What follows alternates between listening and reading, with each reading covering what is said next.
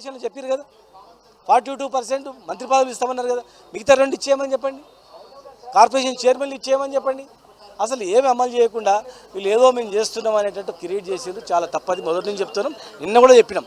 ఇది కావాలని కోర్టుకు విరుద్ధంగా, చట్టానికి విరుద్ధంగా వీళ్ళు చేస్తున్నారని చెప్పినాం. ఇలా రుజువు అయింది. వాళ్లకు నిజంగా ఉద్దేశం లేదు. అయితే అంటే ఇప్పుడు నోటిఫికేషన్ కూడా ఇచ్చారు. ఈరోజు నామినేషన్ల ప్రక్రియ కూడా జారీ అయింది. పెద్ద ఎత్తున నామినేషన్ కూడా దాఖలు చేస్తున్నారు. ఇప్పుడు నామినేషన్ చేసేవారు కానీ పోటీ చేయాలనుకున్న వారి పరిస్థితి ఏంటి?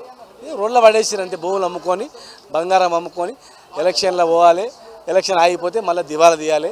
ఒకవేళ ఎలక్షన్ అయినా కూడా గెలిచినాక మళ్ళీ సుప్రీంకోర్టులో కేసు వేసి కొట్టేస్తే మళ్ళీ ఇంటికి పోవాలి. ఇవి అంటే ఏదో చేసినాము, ప్రయత్నం చేసినాము, కోర్టు కొట్టేసి మా చేతిలో ఏముందని చెప్పడానికి చేస్తాం. కానీ జనం ఇవ్వండి అమ్మ. అంటే ప్రభుత్వం చాలా చిత్తశుద్ధితో మేము అన్ని ప్రయత్నాలు చేశాము, అసెంబ్లీలో తీర్మానం పెట్టాము, గవర్నర్కు పంపించాము, రాష్ట్రపతికి కూడా విన్నవించాము, అన్ని ప్రయత్నాలు చేసిన తర్వాత చివరి ప్రయత్నంగా జీవో ఇచ్చామని చెప్పి ప్రభుత్వం చాలా స్పష్టంగా చెప్తుంది. జీవో ఇచ్చారు కదా, గవర్నర్ దగ్గర ఉంది. మరి గవర్నర్ చట్టం తయారైన వరకు ఉండాలి కదా. గవర్నర్ సంతకం పెడితేనే కదా చట్టం యొక్క పరిపూర్ణత ఉన్నది. చట్టం కాకముందే నువ్వు ఇలా జీవో ఇచ్చినావు, అంత ఏమంది? ఇలా జడ్జి గారు అడిగింది, చట్టం తయారు కాలేదు కదా, చట్టం ఇంకా కాలేదు కదా, గవర్నర్ దగ్గర పెండింగ్ ఉంది కదా, గవర్నర్ దగ్గర పెండింగ్ ఉన్నాక ఎందుకు ఇష్యూ చేసినామని చెప్పారు. ఒక నెల రోజులు ఆగలేరా? నిజంగా చిత్తశుద్ధి ఉంటే 22 నెలలు ఆగిన వాళ్ళు 23 నెలలు ఆగలేరా? ఒక నెల ఆగలేరా? అక్కడ బీహార్ ఎలక్షన్లు చూపించుకోవాలి అంతే.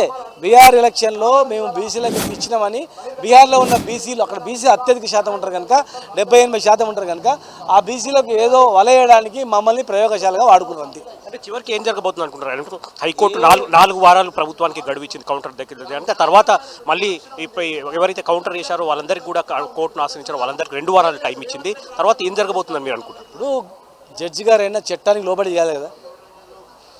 ఒకవేళ ఇక్కడ కొంచెం కింద మీద అయినా మళ్ళీ సుప్రీంకోర్టులో వీళ్ళు వేయించిన క్యాండిడేట్ అక్కడ ఉన్నాడు కదా, గోపాల్ రెడ్డి అంటే ఆయనతో అప్పుడు మేము 2018లో జీవో ఇష్యూ చేసినప్పుడు ఇచ్చిన వాళ్ళు ఉన్నారు కదా. మరి ఆయన మళ్ళీ సుప్రీంకోర్టులో వేస్తాడు.